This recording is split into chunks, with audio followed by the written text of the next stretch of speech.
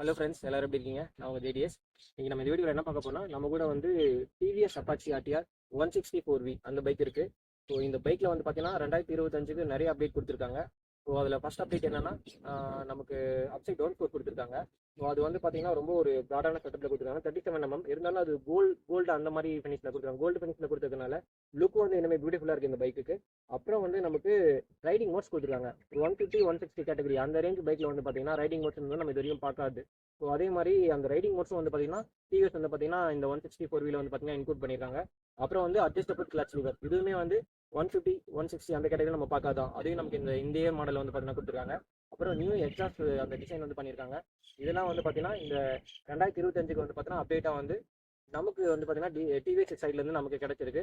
So இந்த வண்டி வந்து பார்த்தீங்கன்னா இப்போ 2025 நம்ம வாங்குறதுக்கு ஒரு ஒட்டபிளான பைக்கான்னு சொல்லி பார்க்கலாம். இவ்வளோ அப்டேட் கொடுத்துருக்காங்க. இவ்வளோ அப்டேட் கொடுத்ததுக்கப்புறமா வந்து பார்த்தீங்கன்னா இது எந்த அளவுக்கு இம்ப்ரூவ் ஆயிருக்கு, இந்த அப்டேட்லாம் வந்து பார்த்தீங்கன்னா நமக்கு என்ன யூஸ் இருக்கு, அதே மாதிரி இந்த வண்டியோட என்ஜின் பர்ஃபார்மன்ஸ் எப்படி இருக்கு, ரைடிங் ஹேண்ட்லிங் எப்படி இருக்கு, ஸோ லாங் ரைடுக்கெலாம் செட் ஆகுமா, சிட்டி யூஸ் எப்படி இருக்கு, மைலேஜ் என்ன, இந்த மாதிரியான டீட்டெயிலான விஷயங்களை வந்து பார்த்தீங்கன்னா இந்த வீடியோ நம்ம தெளிவாக பார்க்கலாம். ஓகே ஃப்ரெண்ட்ஸ், வாங்க நம்ம வீடியோக்குள்ளே போகலாம். டிவிஎஸ் வந்து பார்த்தீங்கன்னா இந்த 2025 மாடலில் நமக்கு அப்சைட் டவுன் ஃபோர்க்கு வந்து பார்த்தீங்கன்னா ஃபஸ்ட்டு ஒரு பெரிய அப்டேட்டாக கொடுத்துருக்காங்க. இந்த அப்சைட் டவுன் ஃபோர்க்கோட ஃபீட்பேக் எப்படின்னு பார்த்தீங்கன்னா நமக்கு ரொம்ப நல்லா இருக்குன்னு சொல்லலாம். ஸோ அது வந்து நமக்கு ஒரு ரொம்ப ஸ்ட்ரிக்ட்னஸ்ன்னு சொல்ல முடியல, அதே மாதிரி வந்து ரொம்ப வந்து ஒரு சாஃப்டாக இருக்குன்னு சொல்ல முடியல. ஸோ இது வந்து ஸ்டெபிலிட்டி சூப்பராக இருக்குது. நான் வந்து ஒரு நான் லாஸ்ட்டாக யூஸ் பண்ண அந்த பைக்கோட கம்பேர் பண்ணும்போது பார்த்தீங்கன்னா இந்த வண்டியோட ஸ்டெபிலிட்டி ரொம்பவே சூப்பராக இருக்குது. நம்ம வந்து பார்த்தீங்கன்னா ஒரு டாப் ஸ்பீடில் போகிறோம் அப்படின்னாலுமே வந்து பார்த்தீங்கன்னா அந்த ஒரு ரோட் ப்ரெசன்ஸ் வந்து ரொம்ப சூப்பராக இருக்குது. ஒரு ரோட்டில் நல்லா பிளான்டடாக போகுது.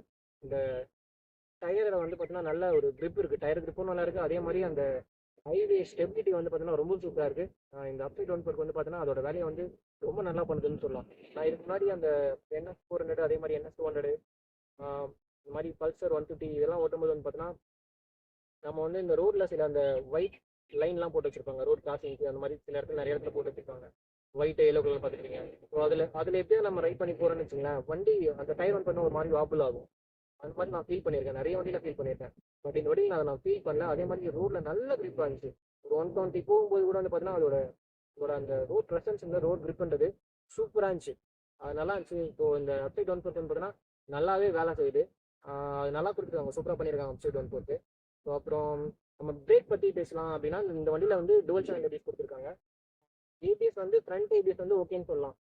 அந்த ஏபிஎஸ் கூட வந்து எப்படின்னா ஸோ நார்மலான நமக்கு ஹைவேஸில் சூப்பராக இருக்குது, ரோடு வந்து நல்லா இருக்குன்னா ஏபிஎஸ் வந்து கரெக்டாக ஃபங்க்ஷன் ஆகுது. இதே வந்து இந்த கரடு முரடான ரோடு இருக்குல்ல, அந்த இடத்துல வந்து பார்த்தீங்கன்னா அந்த குண்டு குழியில் விடும்போது நம்ம பிரேக் பிடிக்கணும் அப்படின்னா ஸோ அப்போ வந்து ஒரு மாதிரி ஏபிஎஸ் அப்படியே விட்டு பிடிக்குது, ஒரு மாதிரி லூஸ் ஆகி அதுக்கப்புறம் பிடிக்குது. அது கொஞ்சம் விட்டு அந்த இடத்துல பிடிக்கிற மாதிரி ஒரு ஃபீல் இருக்குது. ஸோ அது ஒரு சின்ன எக்ஸஸ் இருக்குது ஏபிஎஸ்ல.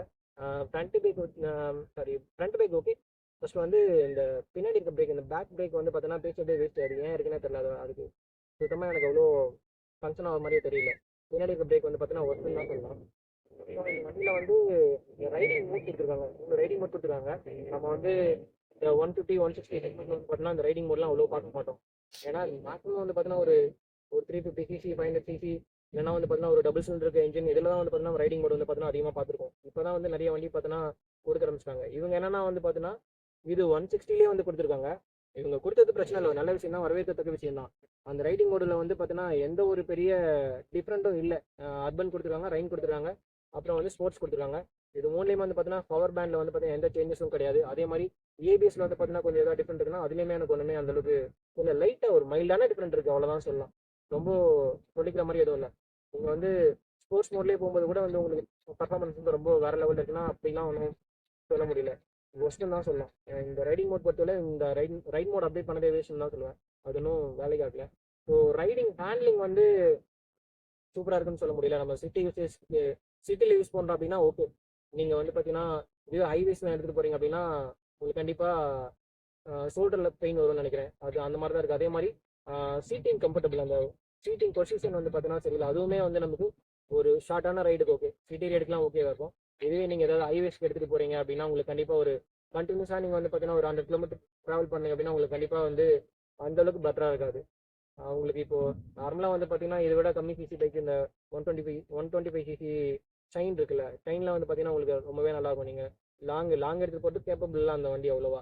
இன்கேஸ் நம்ம லாங் எடுத்துகிட்டு போனாலும் அது வந்து பார்த்தீங்கன்னா ரைடிங் பொசிஷன் வந்து ரொம்ப நல்லாயிருக்கும். ஹேண்டில் பார் பொசிஷன் நல்லாயிருக்கும்.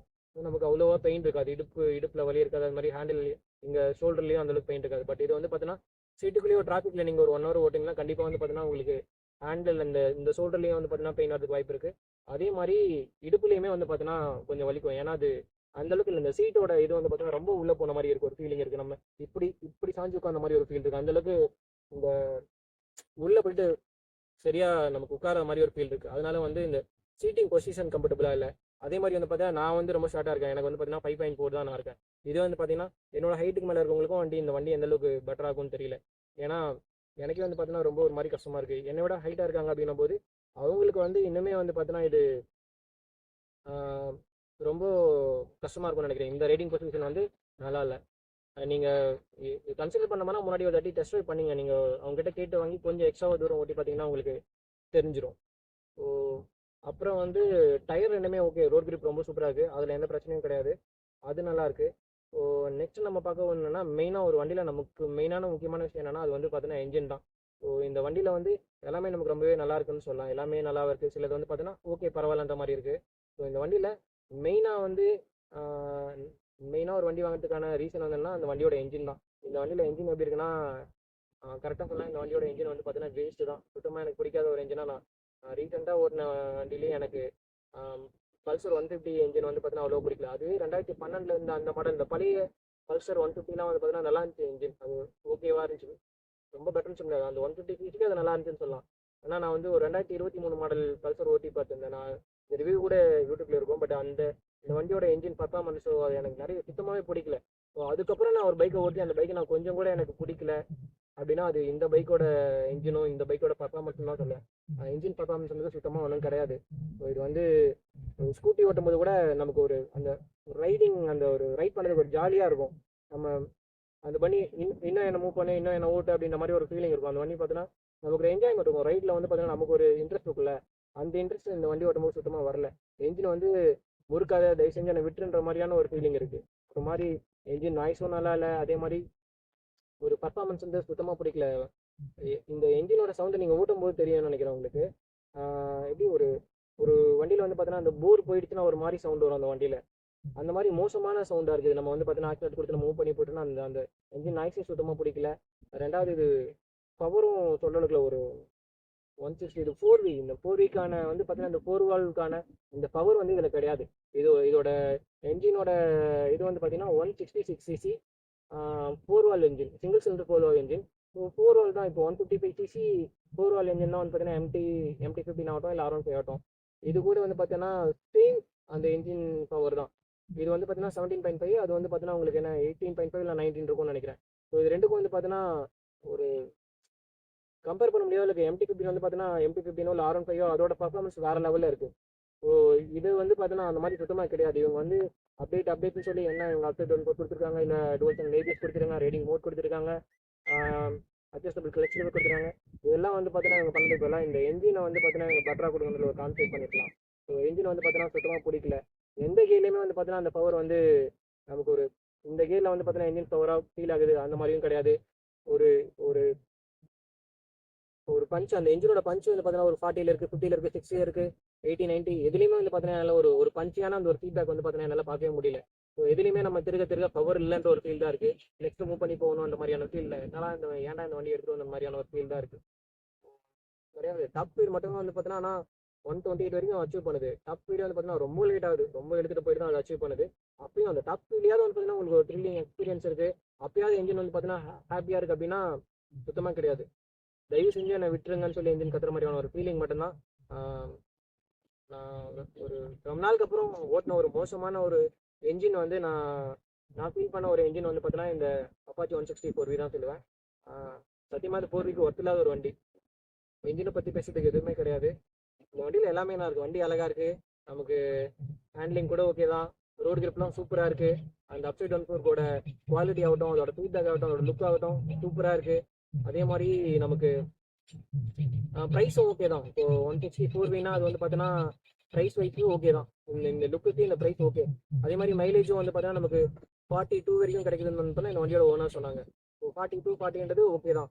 இப்போ 128 வரைக்கும் டாப் ஸ்பீட் அச்சீவ் பண்ண அந்த வண்டி வந்து பார்த்தீங்கன்னா ஓகே 40ன்றது ஓகேவான மைலேஜ் சொல்லலாம். ஆனால் இது எல்லாமே இருந்தும் வண்டி நம்ம ஒரு வண்டி வாங்கினோன்னா அதில் மெயினாக நம்ம என்ன பார்ப்போம், ஃபஸ்ட்டு பார்க்குறது அந்த வண்டி பிடிச்சிருக்கான்னு பார்க்குறோம். அதை தாண்டி வந்து பார்த்தீங்கன்னா ஒரு ரெண்டு கேட்டகரி தான். ஃபர்ஸ்ட் வண்டி பற்றி தெரிஞ்சுக்காம அந்த வண்டியோட லுக்கில் வாங்குறாங்க. அடுத்த கேட்டகரி வந்து பார்த்தீங்கன்னா வண்டியோட பர்ஃபார்மன்ஸ் அப்படின்னு தெரிஞ்சுட்டு வாங்குறவங்க ஓட்டி பார்த்து வாங்குறாங்க. ஸோ இப்போ நம்ம வண்டிக்கு மெயின் திங்கிங் லுக்கு தான், ஓகே ஒத்துக்கிறேன். ஆனால் அதை தாண்டியுமே வந்து பார்த்தீங்கன்னா அதிகமாக வண்டியை லவ் பண்ணவங்களுக்கு தெரியும். அந்த வண்டி இப்போ இருக்கவங்கன்னா அது என்ஜினுக்காக மட்டும்தான் மெயினிங் ஃபர்ஸ்ட் ஒரு வண்டியை வாங்குறாங்க. அதோட லுக்கே எனக்கு பிடிக்கனா கூட இப்போ எனக்கு அதிகமாக வந்து பார்த்தீங்கன்னா 250 வந்து பார்த்தீங்கன்னா ஜிக்ஸர் SF 250 ரெண்டுமே வந்து பார்த்தீங்கன்னா அவ்வளோ சேல்ஸ் கம்மி தான். அதோட லுக் அந்த அளவுக்கு இருக்காது. இது ஸ்போர்ட்ஸ் பைக் மாதிரி இருக்கும், ஆனால் ஸ்போர்ட்ஸ் பைக் லுக் அவ்வளோ இருக்காது. இதுவும் வந்து பார்த்தீங்கன்னா நாக்கட் ஸ்ட்ரீட் பைக், அது 250 ஜிக்ஸரு. அதுவும் அதோட லுக் பெட்டராக, அவ்வளோ லுக் வந்து பார்த்தீங்கன்னா அந்த லுக் பெட்டராக இருக்காது. ஆனால் அதை நீங்கள் ஓட்டி பாருங்க, உங்களுக்கு வந்து பார்த்தீங்கன்னா ஒரு ரொம்ப பெட்டரான ஃபீட்பேக் இருக்கும். அதோட பவர் பஞ்சு அதோட எல்லாமே வந்து பார்த்தீங்கன்னா ரொம்ப டாப் நாச்சாக இருக்கும். பட் இதில் வந்து பார்த்தீங்கன்னா லுக்கு சூப்பராக இருக்குது. உங்களுக்கு வந்து பார்த்தீங்கன்னா பிரேக் நல்லா இருக்கு. உங்களுக்கு அதே மாதிரி அப்சைட் டவுன் பொறுத்துலாம் கொடுத்துருக்காங்க. இந்த வண்டி பார்க்கறதுக்கு நல்லா இருக்கு. இதில் இருக்க மிச்ச விஷயங்கள்லாம் ஓகேவா இருக்கு. ஹெட்லைட்டோட விசிபிலிட்டி சூப்பராக இருக்கு. ஆனால் இந்த வண்டியில் பெரிய குறைய என்னன்னா இந்த வண்டியோட என்ஜின் தான். அதனால இந்த வண்டியை வந்து நான் வந்து பார்த்தீங்கன்னா வாங்க கன்சிடர் பண்ண மாட்டேன். இந்த வண்டியை பற்றி இதுக்கு மேலே எனக்கு என்ன சொல்லுதுன்னு தெரில. ஃப்ரெண்ட்ஸ், இன்னைக்கு நம்ம இந்த அப்பாச்சி RTR 164 இந்த பைக்கோட ரிவ்யூ நான் ஓட்டி நான் எக்ஸ்பீரியன்ஸ் பண்ண எல்லாத்தையும் நான் உங்ககிட்ட சொல்லியிருக்கேன். இன்ஜினை தவிர இதில் எல்லாமே ஓகே தான். நீங்கள் வாங்குறதா இல்லையான்னு நீங்கள் கன்சிடர் பண்ணிக்கோங்க. ஸோ என்ன கேட்டிங்கன்னா இதோட எக்ஸ்ஷோரூம் ப்ரைஸ் வந்து 1,40,000 வருது. 1,40,000 இருக்குது என்கிட்ட. அதை நான் செலவு பண்ணல, ஒன்றும் பிரச்சனை கிடையாது அப்படின்னு நினைக்கிறவங்க போயிட்டு வாங்கிக்கோங்க. ஏன்னா ஒரு வண்டி வாங்கணும், அது எனக்கு வந்து ரைட் குவாலிட்டி வந்து பார்த்தீங்கன்னா டாப் நாச்சாக இருக்கணும் அப்படின்னு சொல்லி எனக்கு கண்டிப்பாக வேறு ஏதாவது வண்டி பாருங்கள்.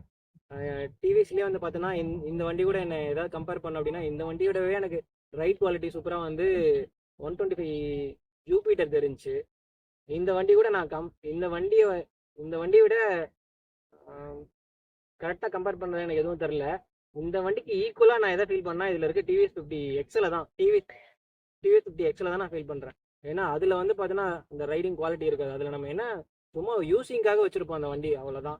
அதில் வந்து பார்த்தீங்கன்னா எனக்கு வந்து கொஞ்சம் த்ரில்லிங்கான ஒரு ரைடிங் வேணும், அதை நம்ம எதிர்பார்க்க மாட்டோம். ஏதோ அர்ஜென்ட்டுக்கு போகிறதுக்கு ஒரு வண்டி இருந்தால் போதும் சொல்லி TVS 50 வச்சுருப்போம். அந்த மாதிரி தான் நீங்கள் அந்த வண்டியை வச்சுக்கலாம். ஆனால் வந்து அதை விட லுக் வைஸ் நம்ம சூப்பராக இருக்கும். ஒரு BMW G3 10R அந்த அளவுக்கு லுக் வந்து இதில் வந்து பார்த்தோன்னா இருக்கும். லுக்கில் அதையே வந்து பார்த்தோன்னா இது அழகாக வந்து பார்த்தோன்னா ஒரு கம்ப்ளீட் பண்ணும். அந்த அளவுக்கு லுக் இருக்கும். பட் பர்ஃபார்மன்ஸ் வந்து ஒன்றும் கிடையாது. தெரில, எனக்கு இந்த வண்டியை குறித்து எதுவும் சொல்ல இதுக்கு மேலே தெரில. கண்டிப்பாக என்னோட கருத்து வந்து இந்த வண்டியை நீங்கள் வந்து ஒரு ரொம்ப நாள் யூஸ் பண்ண கன்சிடர் பண்ணாதீங்க. அதே மாதிரி வந்து என்ஜினோட பர்ஃபார்மன்ஸ்க்காக இந்த வண்டியை நீங்கள் வந்து பார்த்தீங்கன்னா கன்சிடர் பண்ணாதீங்க. யாராவது புதுசாக வண்டி ஓட்ட கற்றுக்க போகிறேன் அப்படின்னா வேணா இந்த வண்டியை வாங்கி ஓட்டி கற்றுட்டு அதுக்கப்புறம் நல்ல ஒரு பவர்ஃபுல்லான ஒரு வண்டியை வாங்கி ஓட்டுங்க.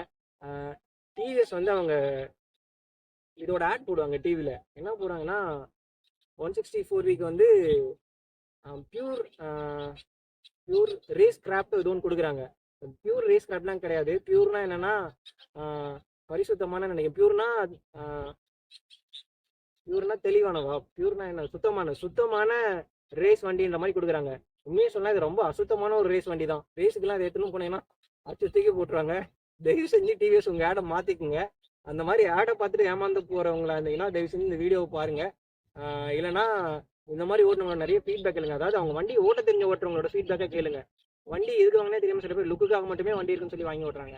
அவங்க ஃபீட்பேக்லாம் தூக்கி தூரம் போட்டு நிஜமாவே வண்டியை வந்து பார்த்தீங்கன்னா அதோட என்ஜினை ஃபீல் பண்ணி ஓடுறவங்க, அதோட பர்ஃபார்மன்ஸை ஃபீல் பண்ணி ஓட்டுறவங்களோட ஃபீட்பேக்கை கேட்டு நீங்கள் இந்த வண்டி வாங்குங்க. இல்லைனா உங்களுக்கு வந்து பார்த்தீங்கன்னா அந்த 1,40,000 வந்து பார்த்தீங்கன்னா உங்களுக்கு வந்து பார்த்தீங்கன்னா வேஸ்ட் தான்.